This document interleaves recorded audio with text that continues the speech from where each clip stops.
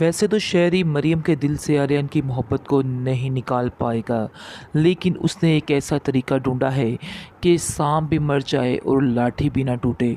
यानी कि वो करेगा कुछ इस तरह से कि जैसा कि उसने उसको पागल करार दे दिया। और मरियम को यही बताया जा रहा है कि वो कुछ देर पहले मेंटल हॉस्पिटल में रह के आ चुका है, जिसकी वजह से मरियम काफ़ी ज़्यादा परेशान होती है। वैसे तो वो लोग वहाँ से चले जाते हैं, लेकिन आप देखेंगे कि शहरी उसको प्यार से समझाने की कोशिश करता है और कहता है कि तुम मेरी बहन हो और मैं तुम्हारा बुरा नहीं सोच सकता हूँ।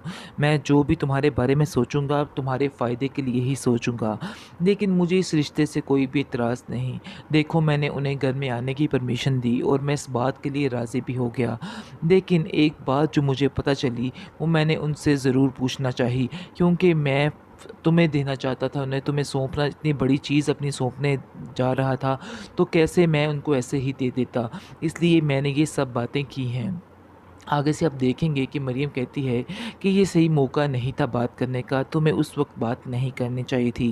खैर, आप देखेंगे कि वो उसको काफ़ी ज़्यादा अपने प्यार की लपेट में लेकर उसको कह देता है कि तुम फ़िक्र मत करो, मैं जो करूँगा बेहतर करूँगा। अगर वो अभी भी तुमसे प्यार करता हुआ तो वो दोबारा वापस आएगा। इस पर मरियम कहती है कि तुम उसको नहीं जानते, वो बहुत ज़िद्दी है, वो वापस नहीं आएगा। ऐसा ही होता है। आप देखेंगे कि मरियम के दिमाग में ये चीज़ तो बैठ ही जाती है कि आर्यन का दिमागी तवाज़ुन थोड़ा-सा ख़राब है। इसलिए वो उसको अब बार-बार इस तरह से कहने की कोशिश कर रही है कि तुम फ़िक्र मत करो, मैं तुम्हारा इलाज करवाऊँगी तो तुम बिल्कुल ठीक हो जाओगे। इसमें इतना सोचने की, इतना घबराने की ज़रूरत नहीं है। यानी कि वो भी अपने भाई की बातों में लग चुकी है और वो उसको ऐसा करना चाह रही है। लेकिन आप देखेंगे कि मरियम को इस चीज़ की समझ नहीं आ रही है कि शेर जानबूझ के ये सारी हरकतें कर रहा है, आर्यन से अपनी दुश्मनी निकालने की कोशिश कर रहा है, लेकिन वो समझ रही है कि उसका भाई उसके फ़ायदे के लिए कह रहा है।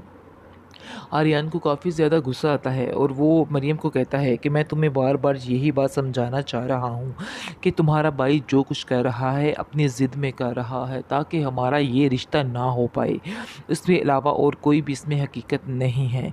इसके बाद मरियम कहती है कि नहीं, ये तुम्हारा वहम है, तुम सिर्फ़ और सिर्फ़ वहम कर रहे हो, इसके अलावा और कुछ भी नहीं है। ये हकीकत है कि तुम्हारा ज़हनी तवाज़ुन थोड़ा-सा ख़राब है, यानी कि तुम बहुत जल्द गुस्से में आ जाते हो। ये इन चीज़ों की लामात हैं। मैं इनको आहिस्ता-आहिस्ता हैंडल कर लूँगी, तुम फ़िक्र मत करो। आगे से उसको मज़ीद गुस्सा आता है और कहता है कि मैं तुम्हारे बगैर रहना सीख जाऊँगा, तुम फ़िक्र मत करो। क्योंकि मैंने तुम्हें बड़ा समझाने की कोशिश की है कि जो कुछ भी तुम्हारा भाई कर रहा है सिर्फ़ और सिर्फ़ उसकी ये गेम है और ये गेम रचा रहा है, लेकिन तुम्हें इन बातों की बिल्कुल भी समझ नहीं आ रही। वो घर जाता है तो वो काफ़ी ज़्यादा उदास और परेशान होता है। उसकी परेशानी उसके बाप से देखी नहीं जाती। तो उसका बाप उसको पूछता है कि बेटा, क्या वजह, क्या हुआ? तुम अपने बातों को, इन बातों को दिल से क्यों नहीं निकाल देते हो? इस पर वो कहता है कि कैसे मैं इन बातों को दिल से निकाल दूँ? मरियम भी मुझे पागल तस्वर करने लग गई है और वो सोचती है कि मेरा ज़हनी तवाज़ुन ठीक नहीं है। उसका बाप उसको यकीन दिलाता है और कहता है कि तुम्हें अपने प्यार का सबूत देना होगा, क्योंकि आजकल की दुनिया में सबूत देना पड़ता है, वरना ये रिश्ते जो हैं बिल्कुल बेनाम के और खोखले रह जाते हैं।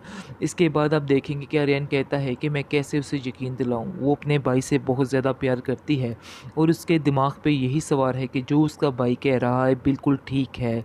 आगे से आप देखेंगे कि उसका बाप उसको समझाने की कोशिश करता है और कहता है कि तुम फ़िक्र मत करो, आहिस्ता-आहिस्ता सब कुछ ठीक हो जाएगा। मैं खुद मरियम से इस मामले पर बात करूँगा। आगे से वो आर्यन कहता है कि नहीं, आप मरियम से कोई बात नहीं करेंगे, कोई ज़रूरत नहीं है उससे कोई भी बात करने की।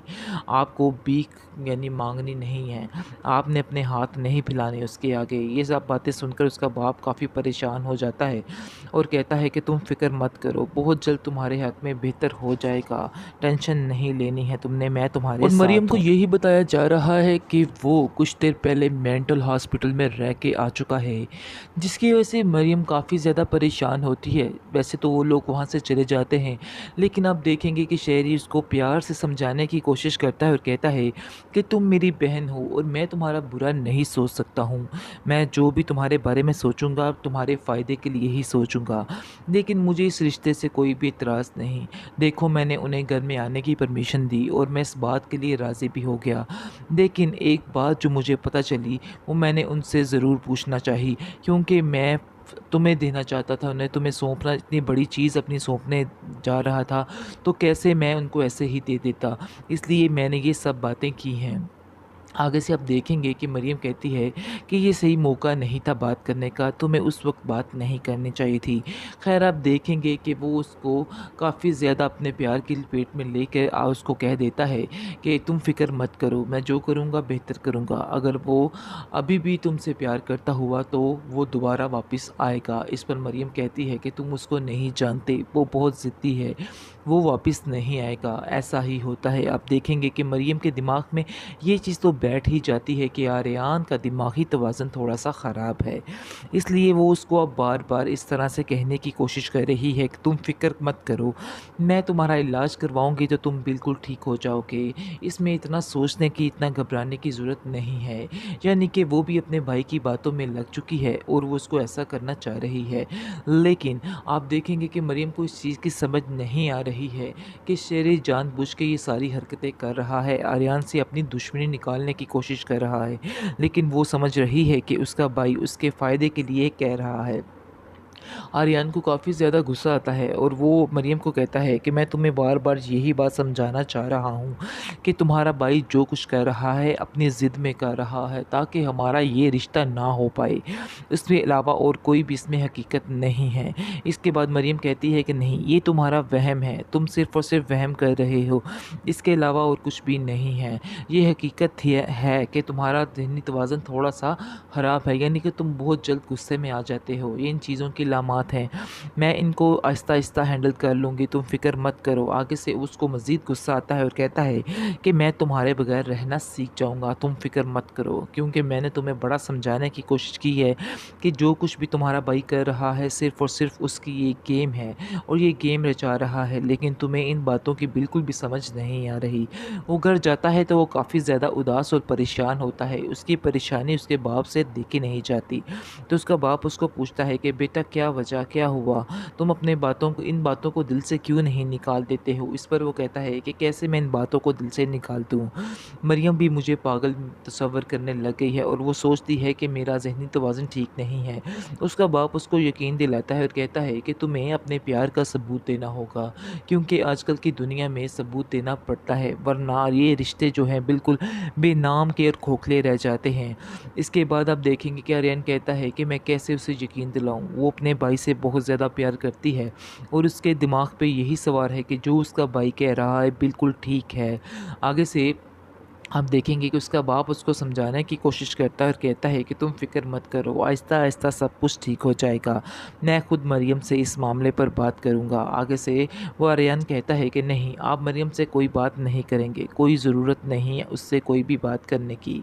आपको भीख यानी माँगनी नहीं है, आपने अपने हाथ नहीं फैलाने उसके आगे। ये सब बातें सुनकर उसका बाप काफ़ी परेशान हो जाता है और कहता है कि तुम फ़िक्र मत करो, बहुत जल्द तुम्हारे हाथ में बेहतर हो जाएगा।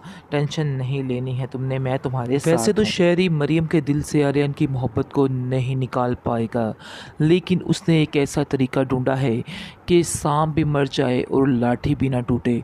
यानी कि वो करेगा कुछ इस तरह से कि जैसा कि उसने उसको पागल करार दे दिया है।